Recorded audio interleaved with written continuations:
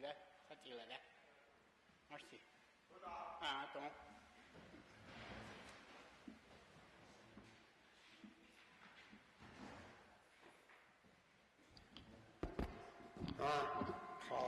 Part kender bøjerti.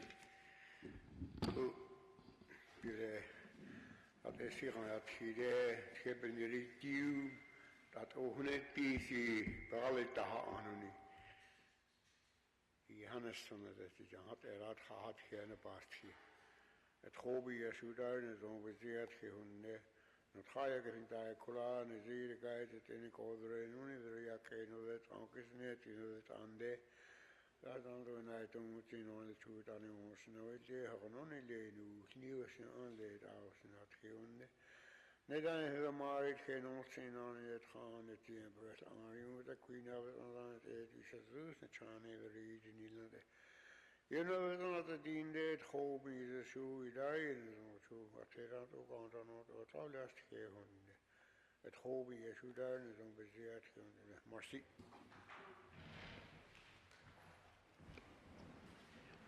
Marcel Bert, I'd like to ask Iris if she wants to come and thank our cooks.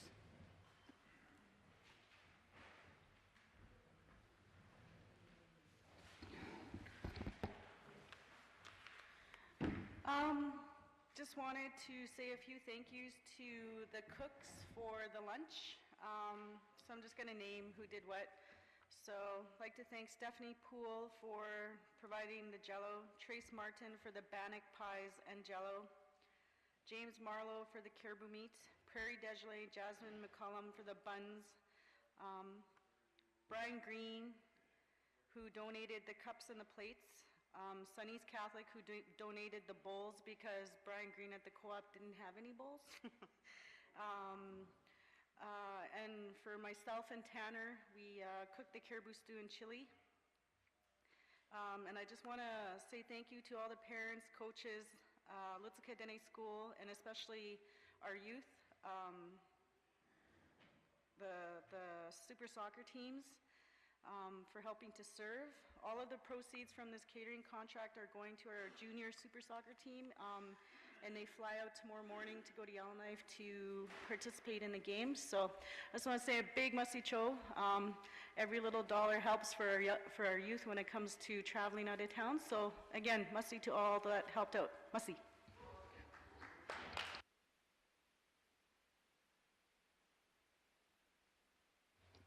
Okay, merci, Iris. Next, I'd like to ask Chief Daryl Marlowe, he wants to say a few words before we begin our discussions on the legislation.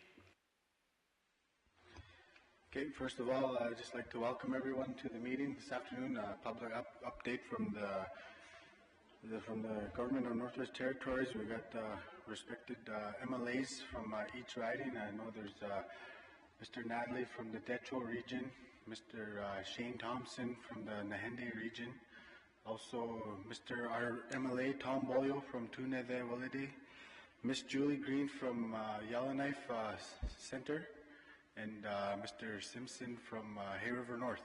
So I'd like to welcome you all to Łutsel K'e First Nation Traditional Territory, and we're looking forward to the presentation from each and every one of you today. And I guess we like to, we're all curious, I guess, about the legalization that's going to be happening in the near future. So I know that we want to know about the regulations and how it's going to be working for us here in the Northwest Territories and also in the communities across the north. So looking forward to the presentation. I'd like to thank you all for coming out, and also like to thank the cooks and the translators and all the elders that were able to make it this afternoon. And I got my two counselors here with me, Sub-Chief Addie Jonason and also Counselor Emily Saunders.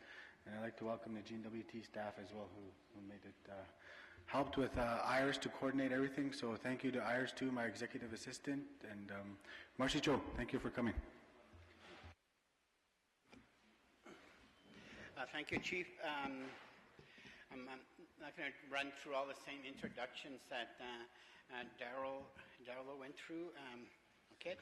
First, I guess I'd like to just ask Shane to do some of the formalities of this is an official meeting of the Standing Committee on Social Programs or Social Development. So, Mr. Thompson. Thank you, Mr. Bolio. Just being respectful, we have a process we have to follow. It's going to be a little bit different than our last three meetings, so we're trying something new to try to do a better job of getting discussion going in that. So the process is that I would like to call this meeting of the Standing Committee on Government Operations and Social Development to order, recognizing that of the time in that we have till 3:30 to get input and feedback from the community of Łutsel K'e. As well, I'd like to thank Iris and Tommy and all the athletes for providing a great meal. It was very, very well appreciated. I love the caribou, and I thank you again for that. At this point in time, I will turn the mic over to Mr. Bolio. Okay, thank you, everyone. I'm going to introduce our people again, and just to give a little bit of a context as to how we're doing this legislation. Mr. Thompson mentioned that it's going through two committees. So our committee, Social Development Committee, we have one member from Government Operations, and that's R.J. Simpson from Hay River. And then we have our one member from Social Development traveling with Government Operations in the north part of the territory. So we have quite a few departments involved in the cannabis legislation. We have Department of Infrastructure for Motor Vehicles Act. We have the Justice that's putting the legislative proposal together. Health, because obviously they're involved with this legislation as well. And so, because there's a few departments and the way the committee structure is set up, it falls in the hands of two different committees. So we have Daryl introduced the people here, and then, like I said, they're, I don't know who's all in Government Operations, but they're up in Inuvik this week, around that area. So with that, I guess we can introduce that. Yeah, I'll name the staff that are with us today as well. Michael Ball is our committee clerk, and Megan Welch is our research analyst, and Chris Cartwright is our technical support, and he's there. And we're streaming this thing on Facebook, so this will be, people could watch us on Facebook as well. So with that, I'd like to turn the floor back over to Shane. Thank you. Thank you, Mr. Bolio. Just so you know, Michael Ball will be going around and asking people if you wish to make presentations and that. So throughout the day, Michael, if you can just raise your hand. If you see him come talk to you, we're just asking if you wish to make a presentation or ask questions to the committee. At this point in time, does the committee agree with the agenda before us? Could I have a motion to accept this? Mr. Bolio, all in favor? None. Any opposed? No. Motion is carried. Thank you. Declaration of conflict of interest. Anybody on this agenda, anything on this agenda we have conflict with? Seeing none. And again, at this point in time, as we said, we're going to be doing something a little bit different. Mr. Bolio will now be taking over the chair for a majority of this discussion to begin with. Thank you. Okay, merci, Shane. What I will do is we're going to go through the sections that we want to discuss, and then after each section I'll just stop, and if there's people want to talk about that section, we could move forward. If we're finding that we're better off just to go through the whole thing, then after a couple of sections I'll just continue till I go through the whole thing. First section I want to talk about is on April 2017, the federal government introduced two bills to legalize cannabis in Canada. Bill C-45 details with the federal licensing and oversight of cannabis supply chain. The bill also sets regulatory standards to protect public health and safety. This means that the federal government will manage all cannabis production and distribution offenses and procedures relating to impaired driving are set out in Bill C-46.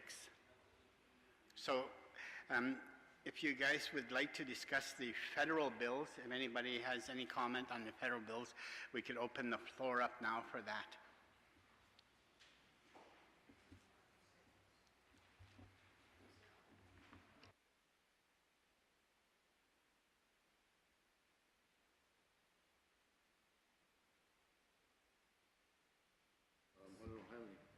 Is the bill 45 and 40, C-45 and 46 on this act here you have? Can you read it out Yeah. then? So Bill 45 and 46 is the federal government's bill, and unfortunately, we don't have that bill with us. What we have is Bill 6, which is the territorial bill. So realistically, we cannot do anything with the federal bill 45 and 46 because it belongs to the government of Canada.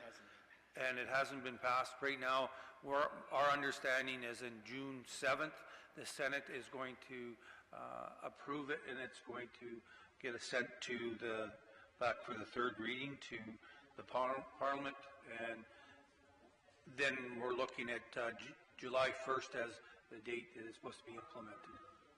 So that's right now the direction we're going.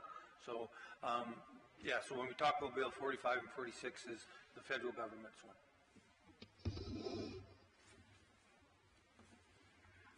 Okay, so does anybody want to speak on the or have any questions on the federal bill? Okay. Okay, so what I'm going to do is I'm going to go through the whole document, and then we'll have the floor open so anyone can talk about any of the areas that we wish to any areas that people want to ask questions on.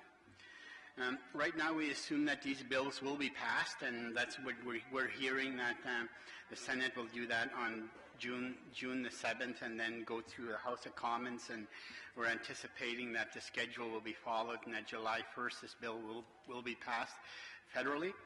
When it happens, the Government of Canada legalizes marijuana across the country.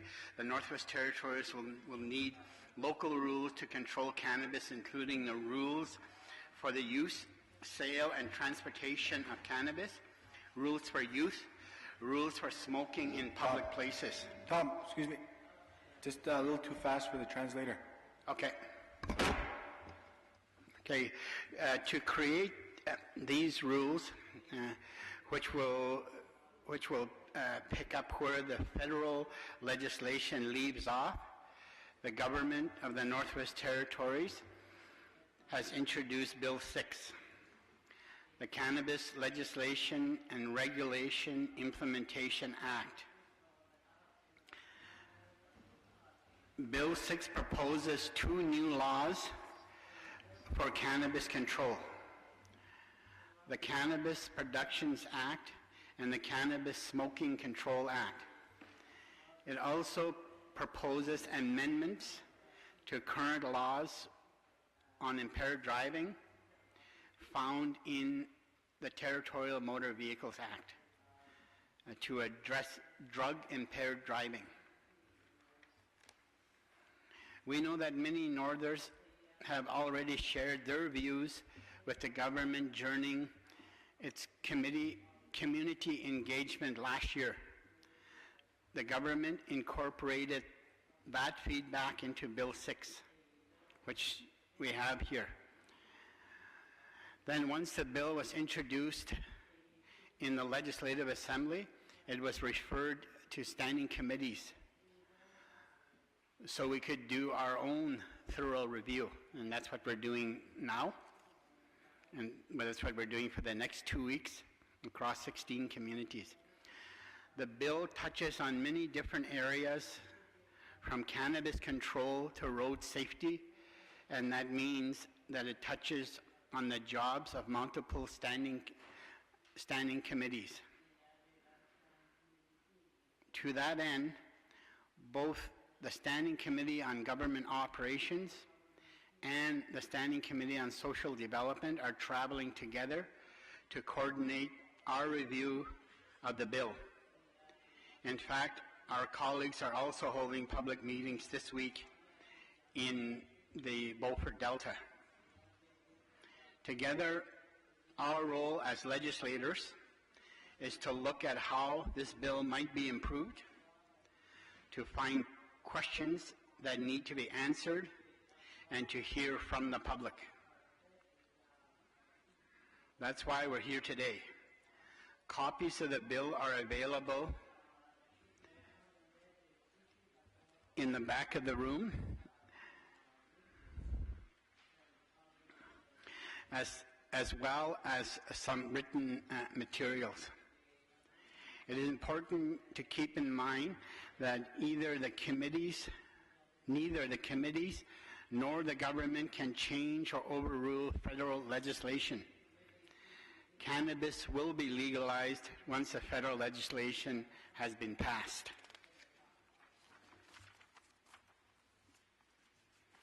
However, the Northwest Territories does have the authority over some important decisions. We've prepared a handout to show where the Northwest Territories has jurisdiction, and that's what we'd like to hear your thoughts on today. For example, the bill proposes a minimum age of 19 years for cannabis possession, consistent with current liquor laws. The bill also proposes options for community plebiscites on cannabis control, but with some restrictions. The zero tolerance for drug impairment of novice drivers, drivers 21 and under, and commercial drivers. We'll see that the bill also talks about rules for cannabis production and sales in our territory. Rules for smoking cannabis in public places, guidelines for signs in cannabis stores, and rules for young people. We also expect that many Northerners will be interested in talking about the government's proposal to limit sales to existing liquor stores only. If you'd like to share your views with us today, please let the clerk know. Michael? Well, I can't see him because he's right there. Let the clerk know, and he'll put you on the list. Okay. They'll be sure to get you on the list. We'll also accept written submissions by postal mail or email until Friday, May 5th at 5 p.m., end of next week. One final piece, is it your turn yet? No? One final piece of housekeeping. Please remember that all submissions will be a part of official committee records and may be reflected in our final report. Any submissions made during this meeting may also be televised or broadcast via social media. Thank you. Thank you, Mr. Beaulieu. And I thank everybody for their patience as we go through this brief introductions. With members' agreement, can we now open the floor? Do members agree? Agreed. Thank you.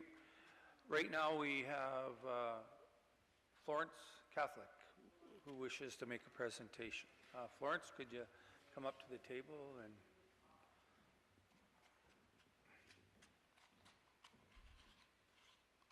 Thank you, Florence.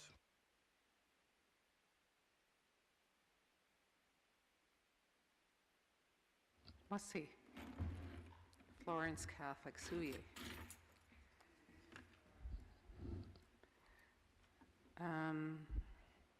Se akio netzenias kiha.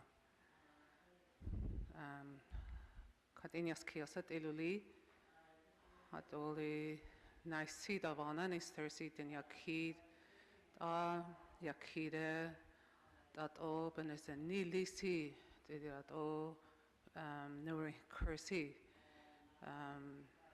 honeti le ko benu ni hasin kutiri dat o niet in all their knots and niet in all their diri at least bazint don't see no yaki ruh in si ha januftil asking for our input. Okay, so and I'm going to go back to English. I think it's very commendable for the government of the Northwest Territories to come in and seek an engagement for an input into the development of a bill that is in front of the government of the Northwest Territories. I did hear that some engagement had happened in 2017, but I wasn't aware of that, and I'm not sure if we even had the whole cannabis issues brought to the public. We are a community where individual rights are respected, but it's also a community where consensus decision-making is also enacted as it's in our tradition. And so for a magnitude of this kind of legislation which is being envisioned, individuals can speak to it like I'm going to, but there's also a community consensus that has to be brought to the matter. So just so that you understand that. I also want to say the first thing that the way that you're doing the sometimes it's good to make recommendations, and I think in this particular case in an isolated community where you have a non-person from the community going to make a list of people to speak, if they are not familiar with the person and their names, it causes a delay and sometimes not an insecure trust to even put their names down. So I recommend that for the smaller isolated communities that you engage and contract somebody from the community to help you in doing that portion of the work. It'll speed up things much better. Also, the reason I spoke in Chippewa earlier and I could have continued is that any kind of act or bill that is going to affect our lives and future generations is something very complex in understanding the magnitude of how it's going to be implemented on us. The English wordings within the document sometimes may not be translatable to comprehend exactly what it means. And I have seen the document and I looked at it, and the legal words and the terminology used in there is very complex. You have to go through a period of where an act and a bill is going to be workshopped within the community so that the community people that are unilingual understand, especially in a consensus building making decision process. You can't just have the English speakers or the people that speak that read English having an input and a say on what the bill is. So that's a recommendation I'm making for you. I think that when I looked at the really quick paper on what Tom just read through as to what word to look at and have comments on, I do see that the restricted youth age is being recommended at 18, but the community can also recommend an age higher than that, but not less. So I think that's a good thing that we need to look at within the community. I also see that to reduce the burden of the criminal justice system. I really didn't understand as to how do you reduce the burden on the criminal justice system. So maybe you can flag that and then reply to it as to how that is being envisioned by the government of the Northwest Territories. Plus, I also see provide for the legal production of cannabis to reduce illegal activities. And how is that being envisioned? Is that I'm understanding that seeds will be given to the community to plant their own plants to a certain quantity. So I haven't read through the whole document, like I said, so I'm not exactly sure on that. But my question is on that is who? Who is to provide? And then I see enhance public awareness of the health risks associated with cannabis. How? How will you enhance public awareness? These things I think are very good and good thoughts as to how to deal with the act, but I also see flagged in there $9.6 million has been committed by the government to do a comprehensive public awareness. I think that maybe the committee, this is the standing committee, can look at how the smaller communities can help in having an input and how this is to be done from the Aboriginal point of perspective. It is, it's not a new thing to have this drug in this community, but it is a new, in a way of exposure. Like many other nations and countries have many, many, many years of usage and knowing how to handle those the cannabis issue. We aren't in that stage. And so we do have a fear for our health, but mostly for the youth. We do have in the community where youth are using this drug. And we do know from researches that it does affect the growth of the brain.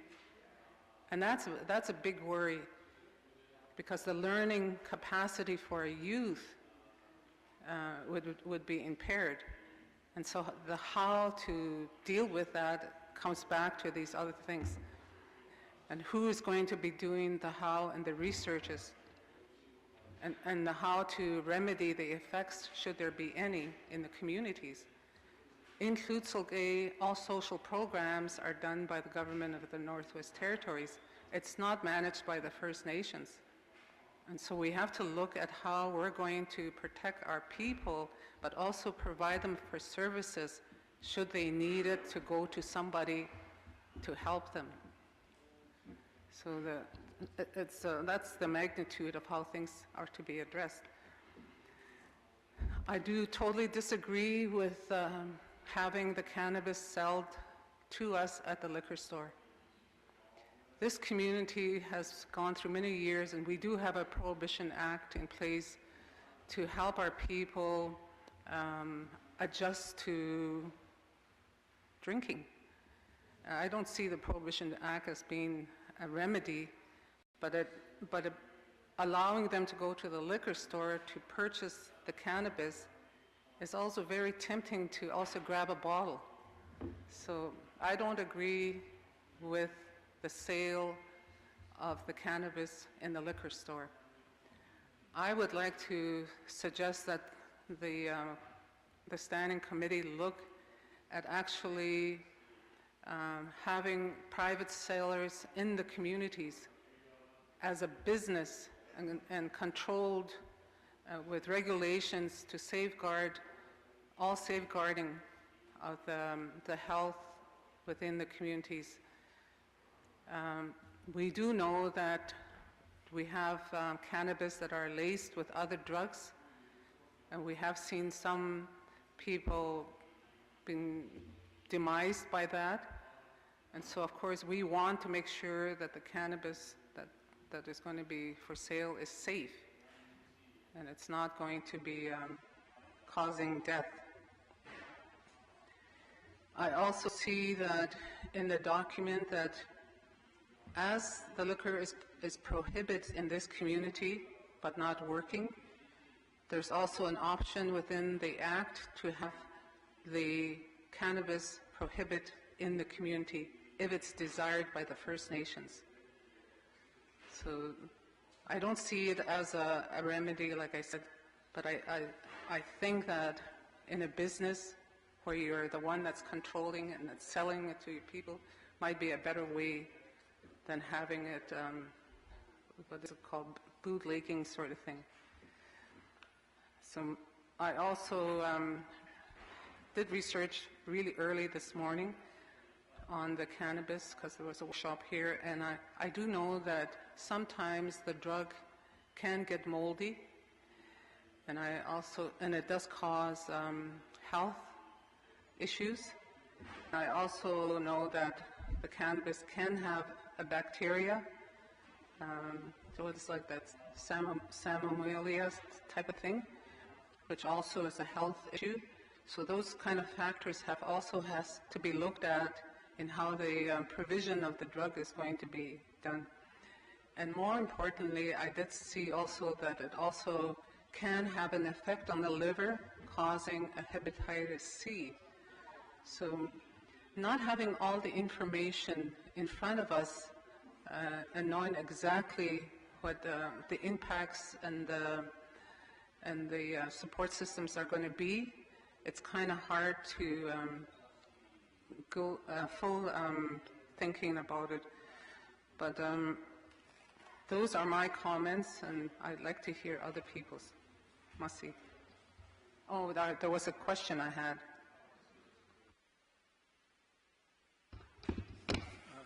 Thank you, Ms. Catholic. You gave us lots of things to think about here. You provided some really good recommendations, and we will look at those recommendations as we move forward. First of all, in regards to, you talk about education of the product and getting the information out to the residents of the Northwest Territories. So the Department of Health and Social Services is going to be delivering this product, this booklet. It's called Cannabis Talk Kit, How to Talk to with Your Teens. It's going to be distributed to 13,000 homes in Northwest Territories. Just recently, the minister has been able to find the number of booklets, and will be distributed to the communities within Northwest Territories, as well as schools and community government. So this information is going to be available. It does talk about this booklet. Just to summarize it, basically it's 6 things to talk with your teens. It talks about mixing cannabis with alcohol or other drugs. Is it risky and unpredictable? It talks about the brain. A lot of research right now out there says that the brain doesn't fully develop until it's 25. So so it talks about that as the guideline right now. The Northwest Territories has set the minimum age is 19, which is similar to the liquor regulations. So 18 is what the federal government has proposed, but has given the provincial and territorial governments the opportunity to bring it forward or to increase it, but not make it lower. So our territorial government has made the recommendations that it is 19. And so it also talks about people with mental health issues needs to be extra careful about this. It also talks about how cannabis slows your reaction time, and using cannabis to help you through hard times can stop you from developing healthy ways of dealing with the stress. And it also talks about how to talk to your youth about cannabis. One of the things we've heard in our community visits in the last 3 was that we need more education product out there, or products, I guess, out there for residents so they can talk to elders and to younger people as well, and to adults. So we've heard that recommendation, and we were moving forward to the council, or to the minister on that. The minister has also reached out to the federal government. That 9.3 million, or 9.6 million, he said, is from the federal government. That is their contribution to the education process. It is, so we as the government of Northwest Territories, or correction, the government, which is the cabinet, we represent, I think, the people of the Northwest Territories. We're the ordinary MLAs, and so we're the ones that's been given the privilege to go out and consult with this bill. So in saying that, the minister has reached out to the federal government to get more money, to get more educational materials available, so that we can distribute that to the residents of the Northwest Territories. Aboriginal involvement, we've heard that before, and the uniqueness of some of the smaller communities which are very, have Aboriginal governments or municipal governments and bands in them. So we've heard that, and the one thing is that how do you guys have control of it? Well, this community has the right to do a plebiscite. So this community can decide, similar to how you guys did the liquor prohibition, if you guys wish to not have cannabis in this community.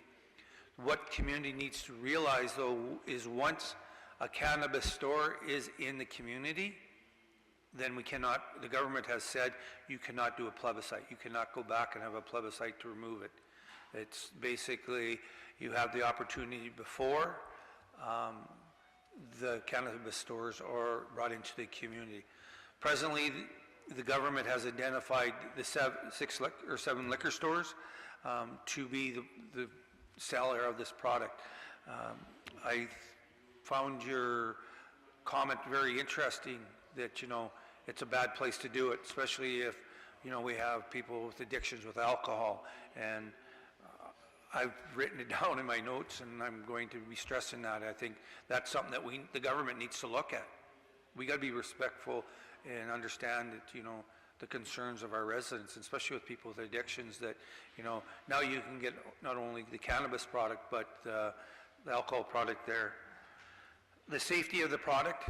So the product right now is going to be packaged by inspectors for the government of the Northwest Territory, or the federal government. So they have a protocol that they follow, similar to tobacco. There will be a stamp, there'll be inspectors making sure it's regulated properly. So, but I'm not downplaying your guys' concerns and what you said. So I've written that down as something that we need to look at and talk to the government about looking at. Also, the fact is that I'm just trying to look through my notes and see if I got everything here. Sorry, I just lost the thought of where I was trying to go with. I had one other thought, and I tried to get all your notes here. Does anybody else in the committee wish to comment on Ms. Catholic's comments? Mr. Natalie. Thank you. Thank you, Mr. Chair. I wanted to thank the Chief for welcoming us into the community as well. I'd like to thank Florence for making the comments, and very interesting comments in terms of recognizing, you know, acknowledging the reality that, you know, there has to be an internal community consensus. I think that's a very important point, because, but then it also brings to the forefront of the challenge that we have is trying to balance, you know, individuals' rights and personal freedoms and choices to ultimately make the decision whether you drink or smoke.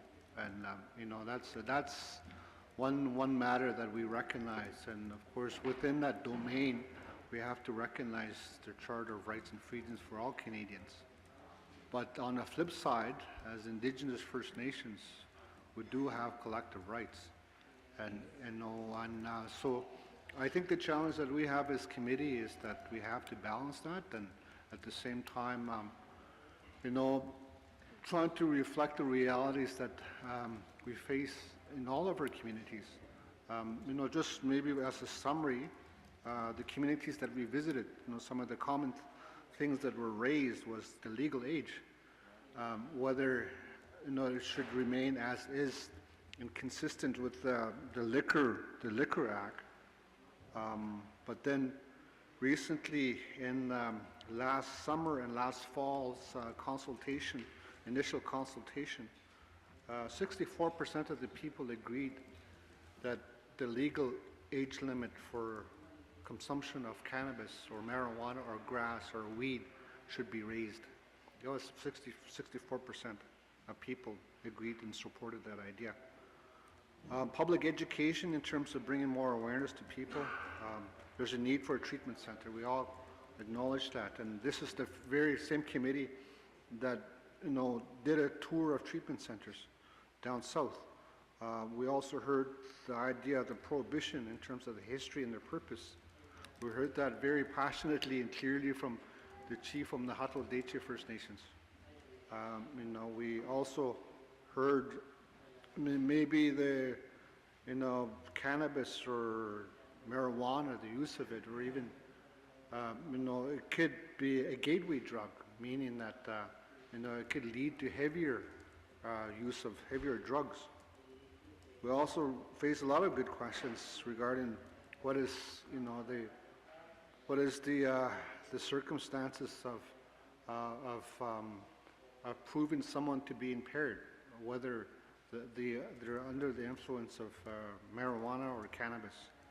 And those are most of the consistent themes that we've heard. I think we've heard more questions than we have answers. We're trying to work with the Department of Justice as well. There's, the idea is that we're going to do a report after the consultations. But again, acknowledging that, we need to recognize the internal consensus of communities. And merci for that. Thank you, Mr. Nadley. Anything else from anybody else? I did find the two things that I had down here. The one was you were asking about the production and of the product. Basically, right now, the federal government is the one that has the power to decide who and what companies will be able to produce the product.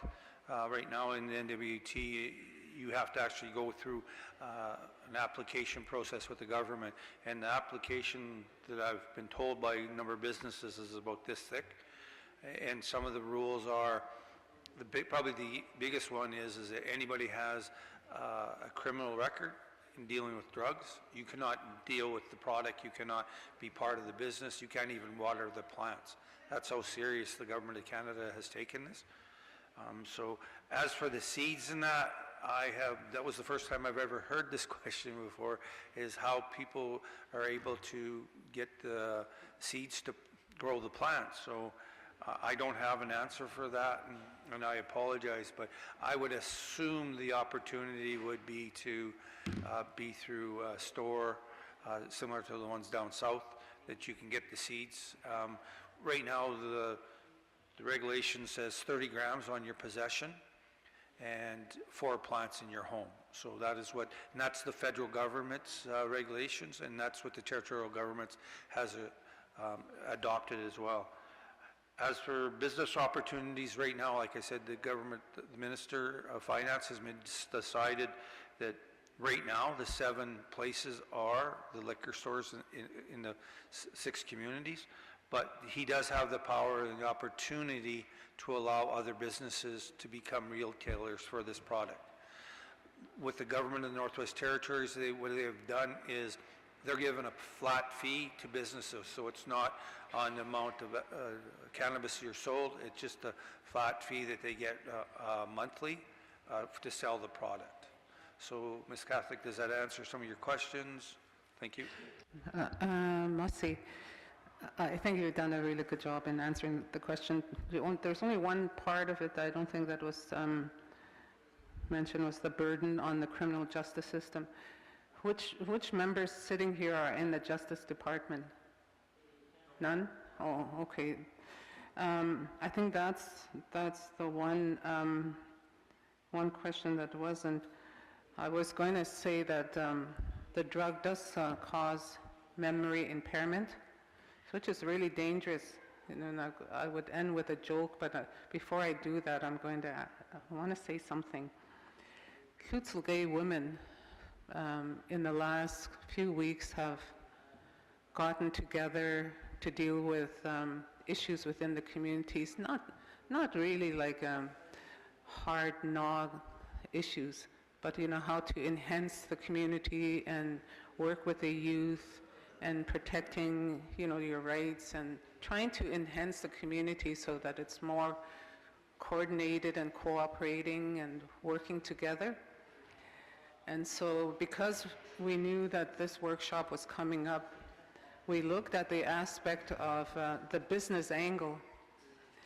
And because of that, we are going to go to, we're looking for money to go to a cannabis workshop in Edmonton in a couple of weeks to get the details on exactly how businesses are, the Act is going to deal with how to run a business.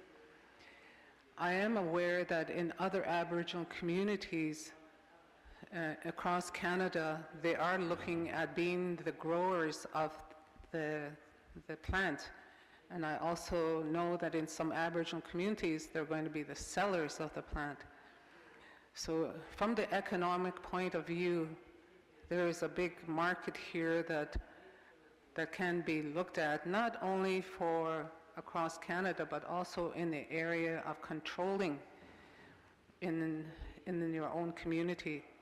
And so I've sent out a request to the government of the Northwest Territory. Sorry about the 6.2, I thought that was sitting in the territorial government, but it's a federal. But I'm sure that the territorial government has access to some money that can support my request that I sent to the MLA. I didn't know who to send it to, so I sent it to him. But we would appreciate some support for the women to attend the workshop. I also, maybe you can just say something in regards to the reducing the burden on the criminal justice. I can understand how this thing would do that. Do you have any reply on that?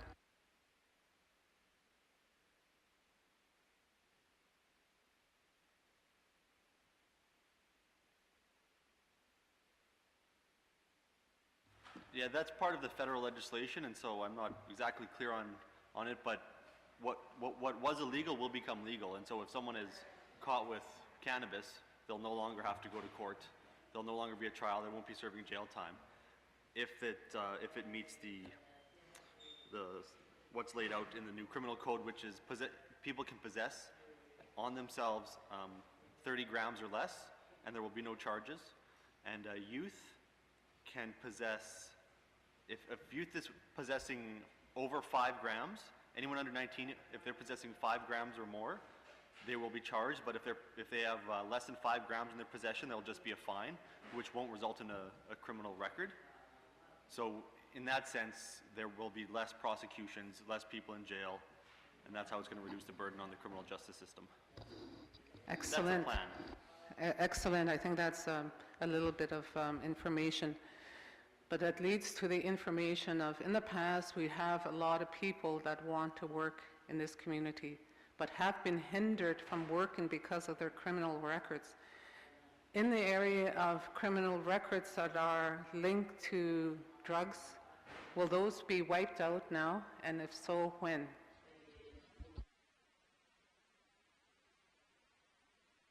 Actually, Mr. Bolio brought this up in the House, and he asked the Justice Minister, but that again is federal, and so that's something that we'll have to talk to Michael McLeod about and the federal government and see, because it's pretty astonishing that if we legalize a substance, that people should still have criminal records for doing something that is now legal.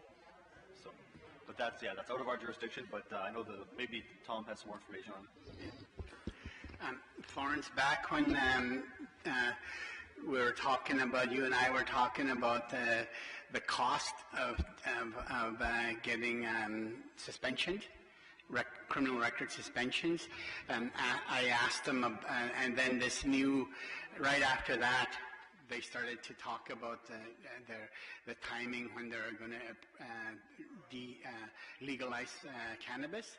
So I asked him the questions in the House, like he said, like RJ said, and that's what he had indicated. It would be a federal government decision on the criminal records. So we're pretty comfortable, like that there would be a good case to be had if somebody is being prevented from working because of a criminal record based on possession of marijuana. That likely, I think there'll be a good case for it, but we don't know the information. We don't know what the federal government's going to do with that yet.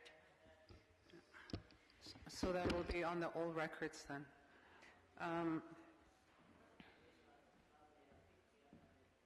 I do believe in work in a safety place, safety for workers and workers that are under the influence of drugs.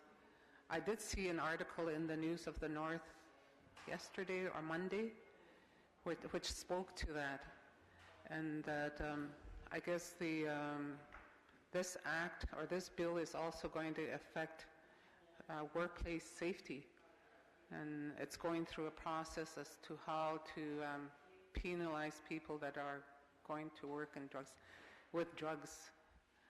I do see a lot of that here, so I'm kind of glad that that's happening. For your little joke, in the memory impairing, you use too much drugs and you get memory impairing, you might end up in the wrong home, so be careful.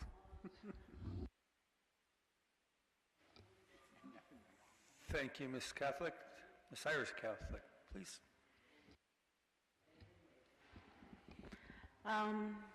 I'm just going to say a few comments, and this is coming from me as an individual, as a parent, and a member of this community.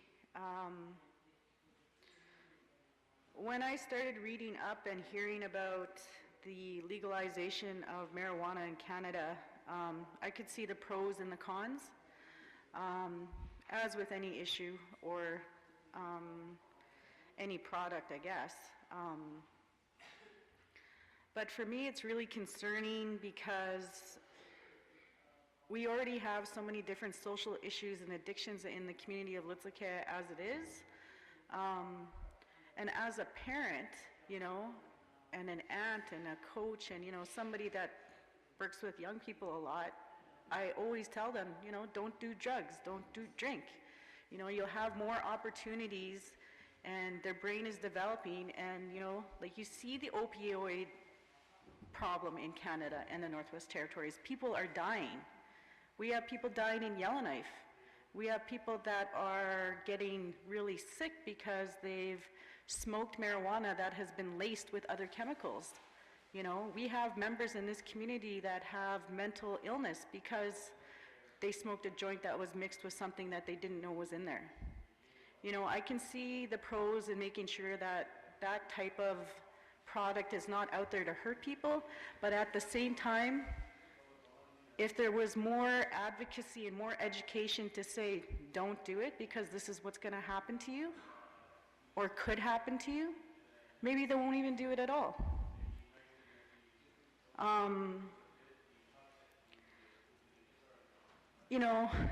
kind of try to think of things in a bigger picture, and when all of this started coming out, I could see Canada and, Trudeau's government leaning towards, here's a good money grab, right? The tax rebates that they're going to be earning at the federal level are massive. So I can see how making money is more important as opposed to people's health concerns, It makes it's sad to see, but that's the way the world works. So for me personally, I'd probably recommend to our leadership that they do a plebiscite and see if this is even something that we want allowable in our community. Just because it's legal doesn't mean we have to allow it in our community. We're a First Nations community and we work by consensus government, and if the people say we don't want marijuana in our community, then it won't be allowed in the community. you know?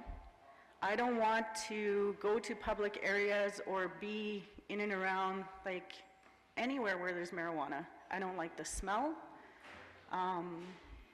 And I try really hard to instill the message to younger people that, you know, sober is sexy. You don't have to smoke drugs. You don't have to drink. You can have a far better quality of life if you don't go down that road. You know, unfortunately for some adults and some other members, they don't feel that way. It's acceptable to them. They like to do it. But you know what? That's their prerogative. I can only speak for me and what I would like to see for the young people in this community, because I talk to the kids a lot. I talk to my kids about the effects of drugs. You know, we see it in the news all the time, and it's right next door. It's in Yellowknife. We all go to Yellowknife all the time, you know? I don't know. I just think that I think we have a lot of healing and a lot of work that needs to be done in this community of Łutsel K'e with regards to addictions. It's not only alcohol, it is also marijuana. There's also addictions to different prescribed medications. You know, there's gambling. There's all kinds of addictions that this community has to deal with. And to allow something that is addictive in a community where it's already struggling to deal with other social issues is just gonna make it, I think it's just gonna make it worse. So that's all I really wanted to say. I don't wanna see marijuana allowed in the community. If it's within the legislation where they can possess it, just don't do it in public places, you know? Keep it away from the kids. I think there needs to be more education in the schools with regards to the effects of marijuana use, so they have a better understanding. I come from the mentality where just because it's allowed doesn't mean you have to do it. You know, like, you need to know what does smoking this or doing this have on your health? How does it impair your judgment? I also have other concerns with regards to the workplace. You know, I don't want to see people that are impaired driving or making decisions that are important to the community and that will affect all of the community members of Łutsel K'e. And I don't know how the territorial government is going to assist employers in this community to safeguard the rest of their employees. Are there going to be kits that are going to be given to employers to test their workers to see if they are impaired? I don't know. Like, what happens? Like, if you have other people that say, oh, well, these municipal drivers or these operators are getting high and then are at work 15 minutes later, and you tell your boss, how is that boss going to test them? How are they going to know? Like, we need to figure out, for safety reasons, like, we don't want impaired people on the road, right? So how do employers deal with that sort of thing? I have no idea, because it's not really documented anywhere. So that's all I really have to say. Merci. Thank you, Iris. Does any committee have any comments in regards to her presentation or answers to her questions? Okay, Mr. Bolio. Yeah, one of the things that we talked about when we're launching this tour of the MLAs was the plebiscites, and especially in communities where there already have prohibition of alcohol, that we thought that for sure they would have a plebiscite to have a vote on whether or not they're going to prohibit marijuana in their communities. So that is something that will be available and up to the community to decide. Reach out to the Minister of Finance. Okay, thank you. Just to build up on what Mr. Bolio talked about, is that you need to reach out to the Minister of Finance, who then, he works with him and his department to work on your plebiscites, and there's rules and guidelines and to help you move forward on that. Just a couple of other things that you talked about, Iris, is that the safety of the product. We've heard that the government of government of Canada is going to guarantee the safety, so people are not going to be able to lace the product that we're selling. When I say we, the government of our territory is selling, so that will hopefully eliminate some of that issues, but it doesn't stop the underground market to do that, and that might be an issue that we're going to see come forward. The one thing you talked about was as a money grab. Right now, the federal government is only taking 30% of the money, and the territorial government's getting 70% right now. So it's more that funding is going to stay within the Northwest Territories, and your MLA, Mr. Bolio, has been really stressing the point that if that money is coming into the Northwest Territories, then we need to use that money to help with the health and social services of it, with the addiction, the education process, but also the enforcement process, so that, you know, the money, it's not a revenue stream, it's kind of a neutral process, so basically the money comes in, it will cover the cost of what we're trying to run. We're not hoping that it is a money-making thing, but if we use alcohol as an example, I think yesterday I heard the number of $24 million is what the territorial government raises from the sale of the product, and about $14 million for tobacco. So again, those are some of the things that we need to be aware of, and so I'm hoping that the cannabis thing is just neutral, it's neutral, so it's money in, money out, but it may, at that point in time, as Mr. Boley talked about the plebiscite process, and this community does have that right. There's a caveat to it, though. Once you guys have a store or a business that sells the product here in the community, you don't have that right to do a plebiscite anymore. It's waived. They also talk about temporary prohibition orders. Again, though, that the caveat is if you don't have a cannabis store in place. So in some of the communities, they can do or have temporary orders that using K'e as an example, when they had the Deitcho First Nations, they were able to eliminate or make sure alcohol wasn't part of it, and you can do the similar with cannabis. However, if there is a cannabis store in the community, then that is not possible. You talk about workplace safety and impairment. That's a very good question. What we know is that within 2 hours, there's a kit that the RCMP has that can use, but I don't know if they're going to be able to test if it's an employer issue. So that's a question that we're going to have to go try to find the answer to. There is zero tolerance, though, for new drivers, so novice drivers, drivers that are under the age of 21, and commercial drivers, which is whether you're truck drivers or you're bus drivers right now. So if those are people who have smoked it, then that's something that the RCMP can then enforce, that zero tolerance. So I'm hoping I answered your questions and your comments you had in there. Ms. Catholic?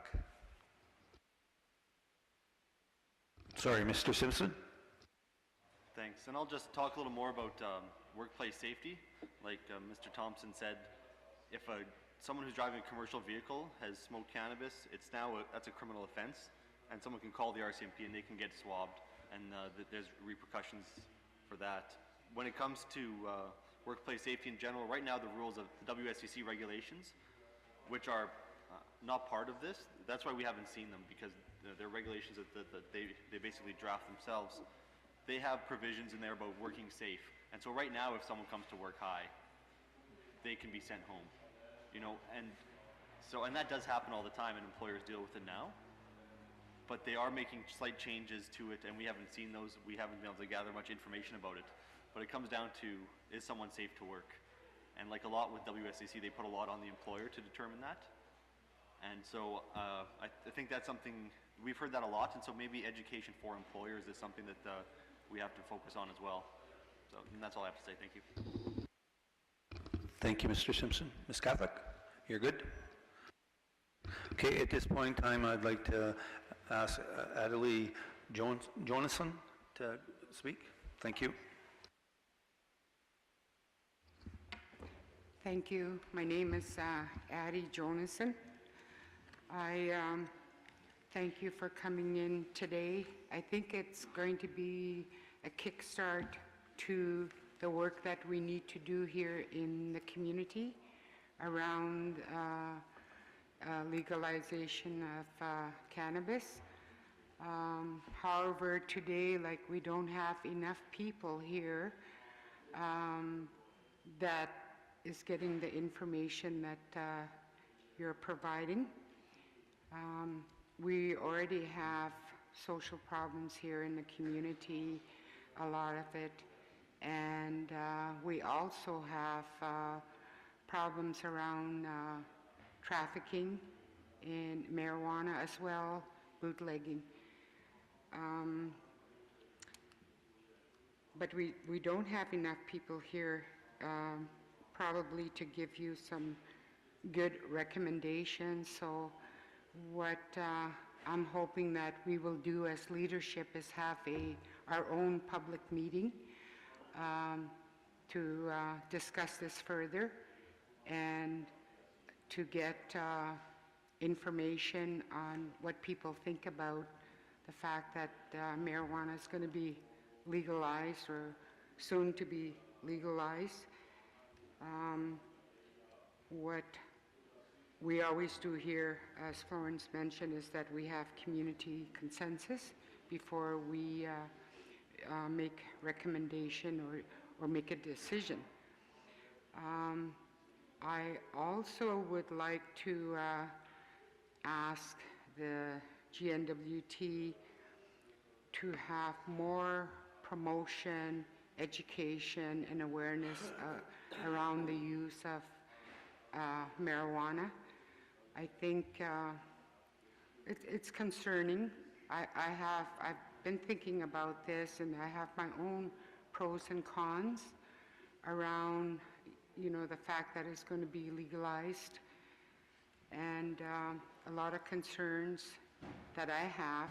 And I think as a community, we need to, you know, look at it and talk about it and decide what we want to do here. We have, I think, some people in the community here that are, they use marijuana for medical use. So I'm just wondering, like, let's say, for example, if we had publicized where we're not going to have it here, you know, what will happen to those people that are, you know, that need it for medical use. So anyhow, I guess for me, it's just because it's going to be legal doesn't mean it's good for you. So I think as a community, we need to talk more about that. Marcicho.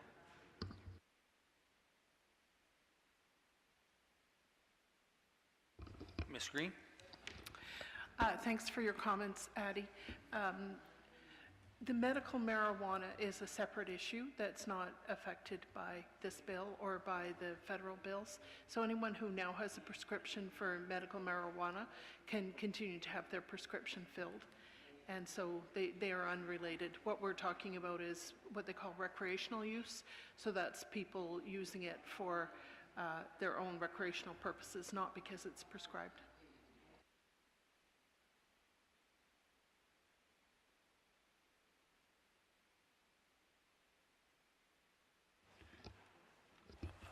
Thank you. Yeah, I think we're on the same wavelength as you about the education process, and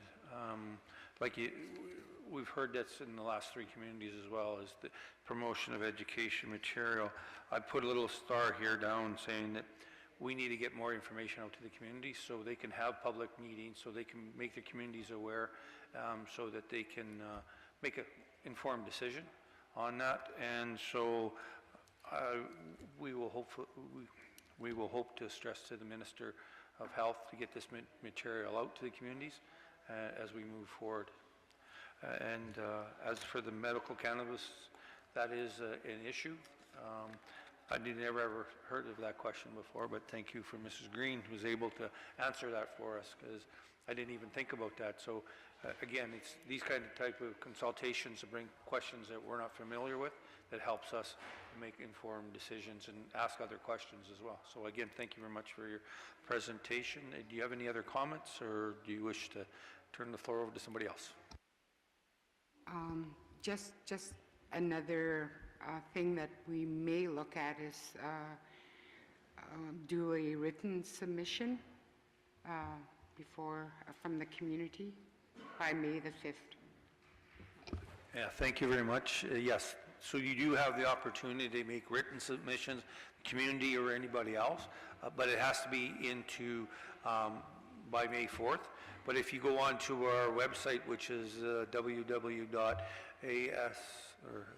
assembly.gov.nt.ca, and you can submit that information there. And if you want, Mr. Ball will also help you with get that information as well.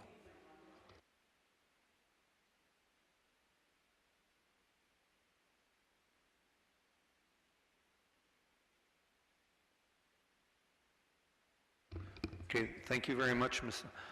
Jonason. Chief Marlowe? Okay, good afternoon. Yeah, I just got a few questions, and I'm happy that Ms. Jonason brought up about written submissions before May 5th. We discussed that, and so we'll probably get those written submissions in from our community here, because we don't have enough members here that are attending, and information is not going to be circulated through the whole community, just a handful of members that are here. But I just wanted to know, with all the funding that's been going to be generated from the sales and the distribution of the marijuana, will the GNWT provide the First Nations with funding to hire individuals in the community to provide the awareness and all the information, the side effects on that? I know in my community here, we have a lack of employment, so that would help us create another position, maybe with the First Nation or with the Health and Social Service Department, to create another position, just so we could provide the awareness, have public meetings and things like that. So I just wanted to, that was one of my questions. Even if it's passed or not passed, I think that's still good to have somebody in the community to be providing that information, whether it's on alcohol or on all the different kind of drugs, because there is a lot of different variety of drugs that are being used out there by the public. And also another one with the, if this is passed, I know that would the GNWT or the federal government provide communities with funding to offer on-the-land healing facilities, on-the-land treatment facilities, and things like that? Because I know as a new leadership in the community, that's one thing that we are going to be trying to push for is an on-the-land facility for our people, for healing, to deal with the social issues, the addictions, because we always stress that as Dene people, there's no other better way to heal ourselves but to go out in the land and really get that connection to the land. And if you're out there for a week, everyone's happy when they're out in the land, so compared to going to a facility down south. So I wouldn't mind seeing that if the First Nations can be provided with funding for such thing to happen in the community. And also, I know that, like it was mentioned, so I think that we are going to be going ahead with a public meeting sometime in the near future to discuss the whole issue on the legalization of the marijuana. Because I know there is a lot of different opinions in the community and what people think. So it's good to hear out everybody's concern on this issue. So I think that's the way we're going to approach it moving forward. And maybe if we, because we don't want to establish, say, go ahead to a store in the community and then can't get rid of it in the end. So I think that's why it'll be good to hear everyone's concern here in the community. And that's probably about it. I just wanted to know if we could hire another person for the awareness in the community and about the on-the-land healing facilities and treatment center for our community members. Thank you. Thank you for your questions, Chief. One of the things that was suggested to us is that that a portion of the proceeds from the cannabis sales be set aside for health and wellness of the kind you're talking about. So that may ultimately be a recommendation from this committee, so that there is some dedicated money to put into helping people with health and wellness around cannabis in particular. I don't know how much money that would mean, though. We don't have any reliable information about how much money they think they're going to earn or how much money they're going to spend on health and wellness off the top before they start selling it. So unfortunately, that's an unknown. You probably know that the government, through the Department of Justice, has on-the-land healing programs. Have you ever applied for that money? I mean, you don't need to wait for the cannabis to be legalized to access the on-the-land fund. Yeah, that's something that's open to you right now, and you might find helpful.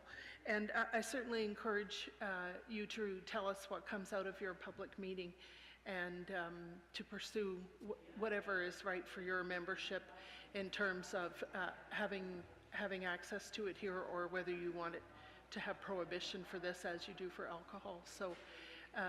One of the strengths of this bill is that communities can make their own decisions about whether they want cannabis in the community, unless they already have a liquor store, in which case their options are more limited.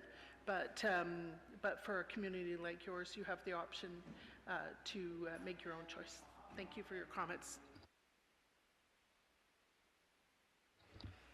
And you mentioned having a community meeting and providing written feedback. Just a reminder that it's next Friday is the deadline to get to written feedback, so that would have to happen pretty quick. And I know there's been comments about the revenue that this is going to generate, but I've heard from a lot of people this might not generate any revenue for the GNWT, you know, and so that's something to keep in mind as well. It might cost money because there is going to be education involved, and when the government gets into business, it doesn't mean it's going to be successful, right? And so that's something else to keep in mind. That I think that even I thought at the beginning it was going to be a windfall and there would be all this revenue, but that might not be the case. So.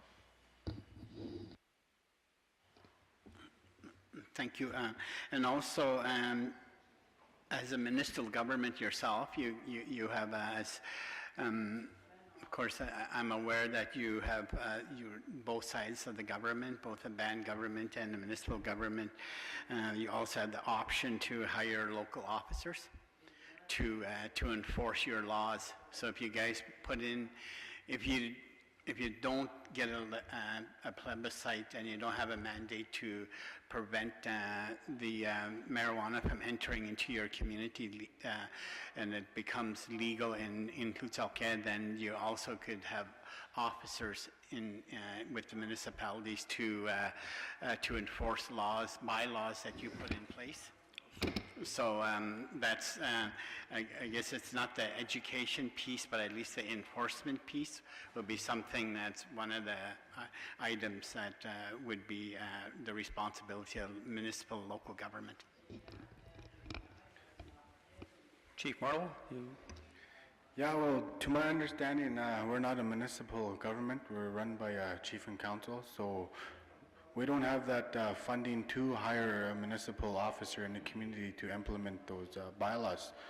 So, and then again, maybe if the GNWT is willing to provide us with that funding, we could also hire somebody to provide those municipal services, like bylaw enforcement in the community, because It is needed in the community. We have we could use a bylaw for many different issues that we are facing right now in the community. So we did access the on-the-land healing funding, but I think it's not enough to deal with these issues, because what we're trying to achieve is our own on-the-land healing facility. So we want to have something permanently out on the land so we could use it all year round, so it's just not seasonal, or something that we could use permanently. And I think that would be very beneficial for us here in the isolated community, because we're only one of the few communities that are isolated. Everyone else is connected to the highway system, so they have a lot of more opportunity for them to get services and to access whatever is out there. And so just being an isolated community, I think that's a big barrier for us to try to access different services to tackle these issues. And a lack of housing too as well in the community. That's another big issue. We can hire a counselor to be here full time because there's very little housing in the community. And see, we're dealing with a lot of different issues that it just keeps escalating, just so, and then again, it leads our members to turn to substance abuse, because all the social problems that we are facing here in the isolated community. So that's the biggest challenge that we are trying to deal with as a chief and council. I know we have a big job ahead of us, but we'll try to do our best to provide services for our members. And I know I sent letters out to the housing minister, the housing and social service minister, and the education minister to try to help us come to dealing with these issues that we are facing here in the community, because I want to get down to the bottom of it.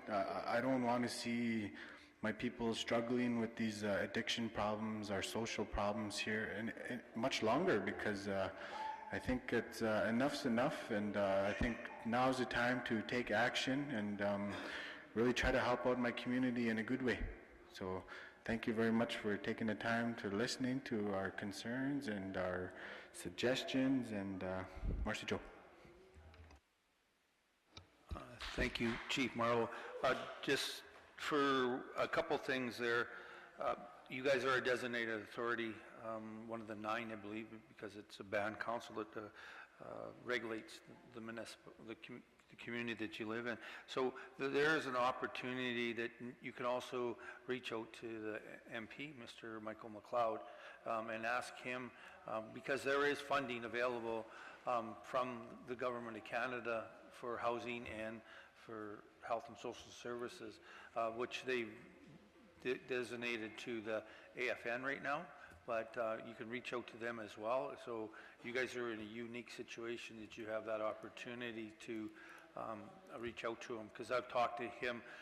Housing's a big issue in my riding as well, and I've talked to him, and we're working on a letter right now to send out there, and I talked to Mr. Bolio, and we're going to share it with him, and he will most likely be able to share it with you guys as well as we try to move forward. So I thank you very much for your comments. And does members have any other comments for Mr. Marlowe or Chief Marlowe? Okay, at this point in time, Sheldon Lockhart. Lockhart. Hello. Thank you for being here. I'd like to talk about the good things about hemp. There's a lot of negative things. There's a lot of miseducation about hemp. For one thing, there's a lot of talk from the leaders calling it a drug. And I don't think our leaders should be calling it a drug, because it makes you guys look wrong, and leaders are supposed to be right. Hemp is a plant that if you grow it, you can actually bloom it and smell it. It isn't a drug. Drugs are classified as chemical-based, processed, made in a laboratory, processed, compressed into pill form. So marijuana has been getting a bad rap from essentially the Canadian government miseducating the public So I'm looking forward to a better education with hemp products because of this miseducation from the Canadian government. We have a lot of problems in Canada because of your government. There's a lot of illegal drug abuse, heroin, Oxycontin, cocaine, crack, even alcohol is the biggest abused drug in the entire world. The side effects from all those drugs are life-threatening. Nobody's ever died from cannabis. The THC is actually compatible with your DNA, where chemical drugs isn't. The side effects of prescriptions that people mix with alcohol lead people into suicidal tendencies. And that stuff is legal. You guys sell it like hotcakes. Back in the early 1900s, hemp was used for everything. For your shirts, clothes, pants, rope. The oil, you can cook with it. And you guys changed all that as government for money because the government is greedy. You guys are greedy. And so you guys want as much money as you can get. So you guys should be looking at the future of positiveness with hemp. This guy over here is saying that it might not make money. We know you're just covering your back door, but we know it's going to make billions. So I don't know why you said that. The benefits of hemp in the future are going to save our energy crisis. We are right now in a global energy crisis caused by crude oil. Hemp and corn oil are going to replace that. It's going to clean up the world and the environment. So those are the things that I look forward to, a better, cleaner future and getting away from dirty crude oil. Right now, the government in Canada and US are fighting and using the army against the indigenous people and forcing them off their lands to build oil pipelines. The legalization of weed will eradicate that. It will put an end to that. So there's a lot more benefits to marijuana than the piddly little misinformed information you guys are passing off. And I think you guys should make it known more to the Canadian public that the oil from corn oil and hemp oil are better than crude oil. So we got a lot of work cut out for us, and I'm looking forward to it. Thank you, Mr. Lockhart. Any comments from committee? No. Thank you very much for your presentation. Again, I guess people have to understand, this is not our bill. This is the Government of Northwest Territories bill, and that's our cabinet and executive who've given us the bill. And I think Mr. Simpson has said before, I think we were given 60 pages that we have to go out and get feedback from the residents of the Northwest Territories. So I thank you very much for your feedback, and I do have some of your notes, so thank you very much. Shanto Catholic.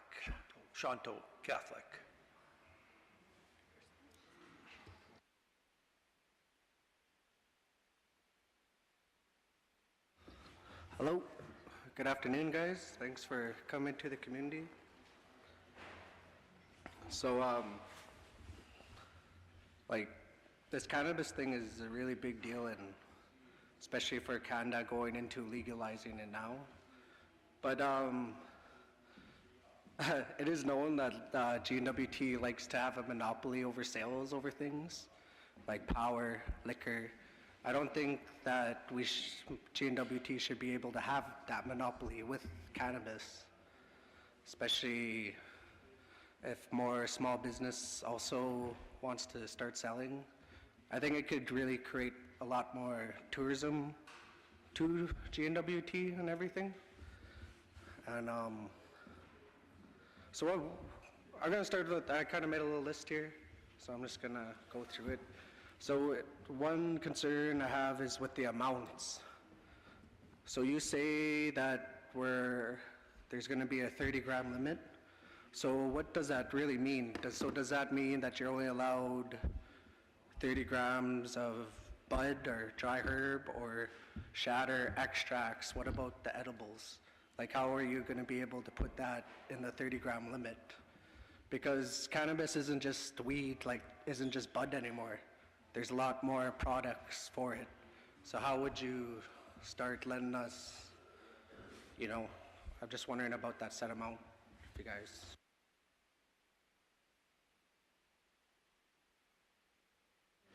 The 30 grams is the federal limit, and that's going to be bud. Edibles aren't going to be legal when cannabis is legal. The federal government is looking at legalizing that later on. I'm not sure when, within a couple years, maybe a year, something like that. So it's just going to be basically bud that you can get from the store. Thank you, Mr. Simpson. Yeah, so edibles are not going to be, it's not part of the cannabis bill. It is something that's going to have to come later on from the federal government. So right now, edibles would be illegal right now. And same with oils and that would be illegal presently, according to the federal government bill 45 or 45, I believe that's the federal government one. So, and I apologize for cutting you out, but I just want to answer some of your questions because you had some good questions there. So as we move forward, we may cut you, or try to answer your questions as we move forward. That's all right with you? Okay, thank you. Yeah, that's fine. So, with you guys saying that, so, it really makes me wonder, the education, what's happening, with JNWT, what do you guys know? Because really, you get whatever, your cannabis, and then you can make butter out of it, and you cook with it. So if I cook it and make edibles with it, or brownies, is that illegal? So it doesn't really, I know it's a federal bill, you guys said, but that doesn't really make any sense to me. But I'll carry on.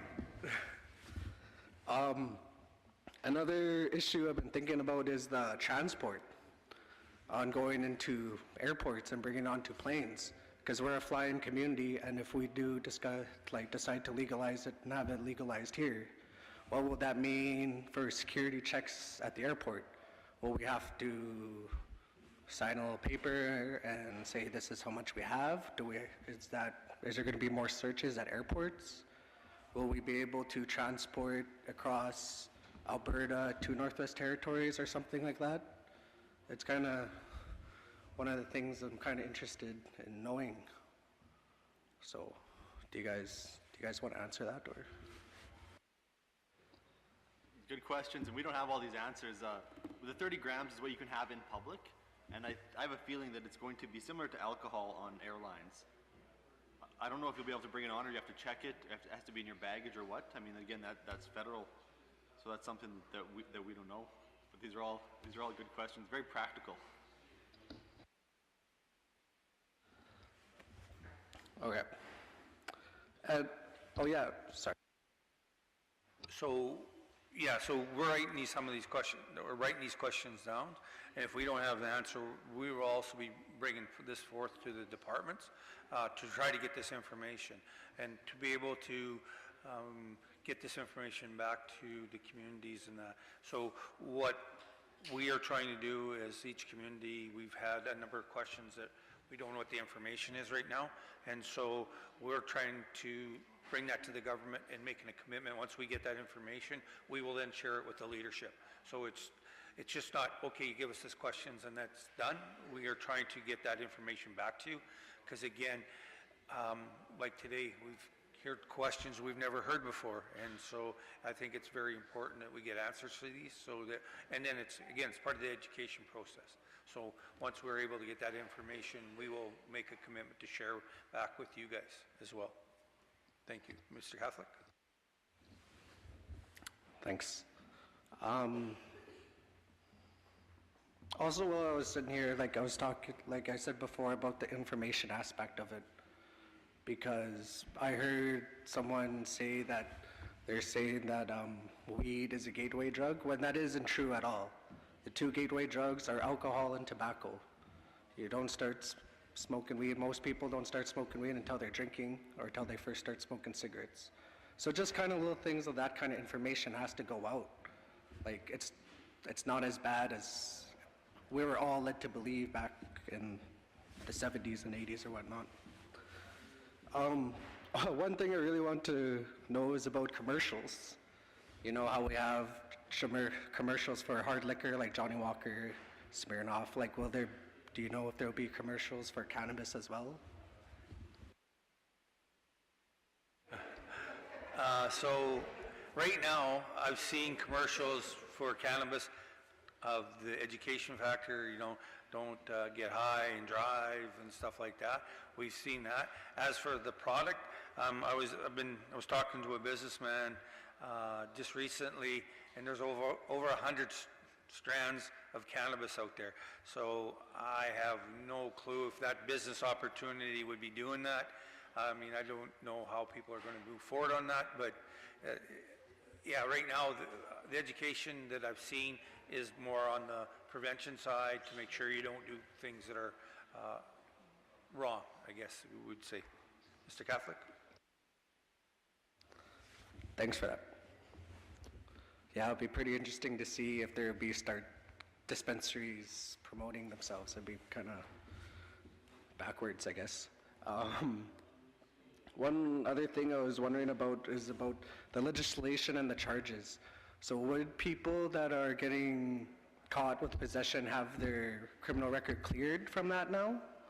Or would it stay on their record? So say if you have one charge for possession, would that now be cleared and you're able to get a passport or similar? Or do you have to get what they call a forgiveness or whatever? Yeah, pardon.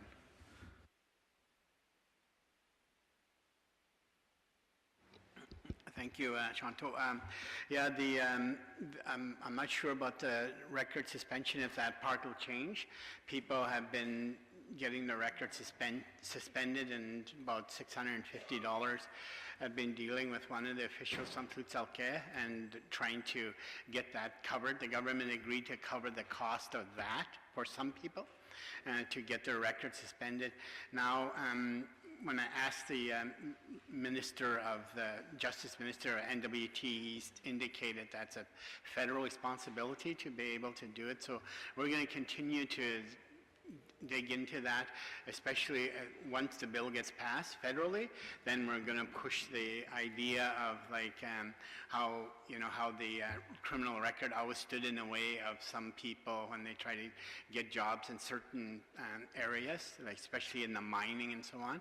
So that's going to be something that we will be working on as soon as the law is passed. So going on with like the legislation, I understand that trafficking charges will be a lot more worse than it is now. So that makes me wonder about people that already have trafficking charge for cannabis, like that are in jail now. Would they get strict with harder fines now or do more time because of the new legislation has passed? Or do they just finish off their sentencing? And I see a lot of people shaking their heads, I don't know. The penalties for trafficking to youth under 19 are severe. Tens of thousands of dollars for individuals and more for organizations. But I'm not sure what the federal government has in mind for trafficking from adult to adult. So I think my colleague here is looking that up. I think it'll depend on, like you said, if there's amnesty for people who have previous charges. Again, that's federal, and so is the advertising thing, but I looked it up and it looks like what the Government of Canada is doing is leaning more towards advertising rules for tobacco. And so, you know, you don't see commercials for cigarettes. There's not fancy packaging. There's not cartoon logos and the brands. And so I think that's what they're aiming for.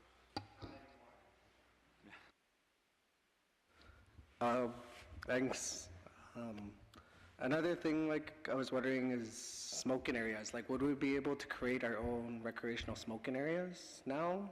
Or does GNWT have to be like, no, you guys can only be here on a little island somewhere to smoke, or, you know? Or can we create our own places where there's a boundary where we're allowed to smoke?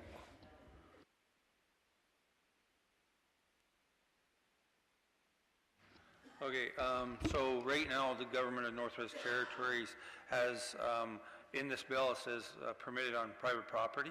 So you can smoke in your own area and that. Prohibited in special public places, including school grounds, health facilities, and outdoor bus shelters. So in other words, it has to be more, you got to understand that we don't want to be smoking in front of everybody and out. So public areas are more being looked at as a non-area. So as well as I think the structure is one of the things, the challenges that we were looking at, and maybe I'll turn the mic over to Mr. Simpson and he can elaborate a little further. Thank you, and this is one of the questions I asked the Minister of Justice when he was in front of the committee the other day. Because yeah, this isn't our bill, we didn't create it. It was given to us by the powers that be from on high, and now we're out looking for consultation. And so the public place is basically anywhere where the public is that's indoors, you can't smoke in there. So not in a bar or anything like that, just like cigarette rules.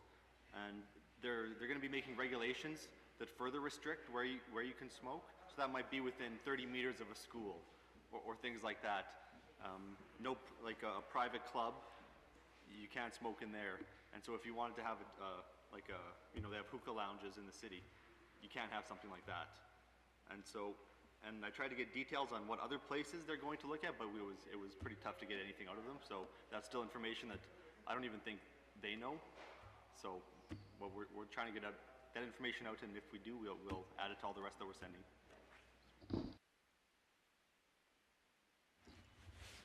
So, like, one of the reasons why I'm asking is because, like, this is a small community, you know, like, you don't have much of a city value, say, like, as in Yellowknife. Like, you know, I don't imagine people, like, walking around the street in Yellowknife. Well, I guess they already do and spark a joint and walk around, but not like everybody, you know? So, if I'm, like, camping, cooking, you know, am I able to light, or do I only have to light in certain areas? So it's kind of that kind of thing. And it's also, like, I want to talk about the business aspect, and because this also could bring a lot of tourism into GNWT, and you know, a lot of revenue could be made from this. And if you only have designated smoking spots for tourists or something, you know, it's just a lot of things to look at. And that's all I have to say right now, guys. Thanks so much. Thank you very much, Mr. Catholic. You've given us some good food for thought, and I appreciate that. JC Catholic. JC, are you in? Is it his dad? Oh, you need a timeout, James, you said? 5 minute, 10 minutes? 10-minute break so our translators can catch their wind. So we'll do a 10-minute break, so give our translators an opportunity, and then we'll go to, and we're just phoning our airlines to make sure what time our charter's going to get in. So JC Catholic will start as soon as our facilitators are back. Thank you. I'd just like to announce that Miss Ali's at Lockhart has some crafts for sale, and so if you guys want to take a look and see what she has for sale, right behind us in the corner there. So thank you. I'd just like to mention that.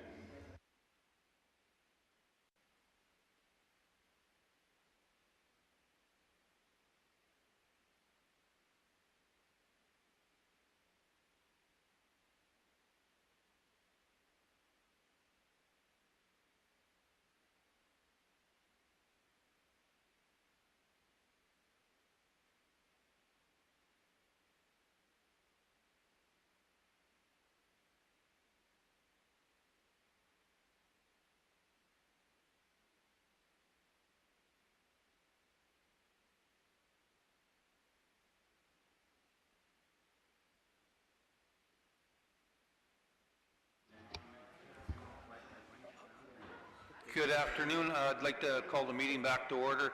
Just before we bring JC Catholic to the table here, our committee has to